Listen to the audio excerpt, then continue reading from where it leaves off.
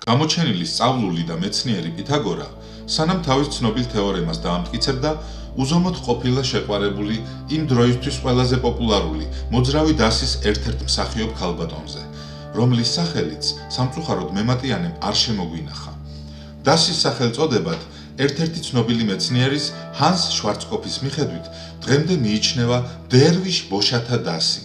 გადმოცემით, ცნობილი არითმეტიკოსი და გეომეტრი პითაგორა ფლანმანდრიის მთავარს ცეზარ გერკულესს საპატიო სტუმრად მიუწვევია შვილის ქორწილში, სადაც ზემოთხსენებულ დასსაც მიუღია მონაწილეობა.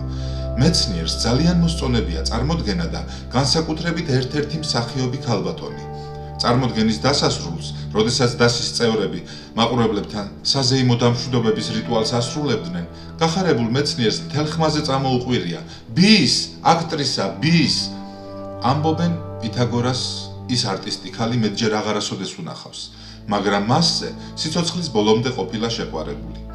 ალბათ ამ მოვლენის შედეგია ის, რომ ისტორიას შემორჩა მეცნიერის უმნიშვნელოვანესი თეორემა და ასევე არანაკლებ მნიშვნელოვანი გეომეტრიული ტერმინი ბისექტრისა, კუთხიდან გამომავალი სხივი, რომელიც კუთხეს ორ თანაბარ ნაწილად ჰყოფს.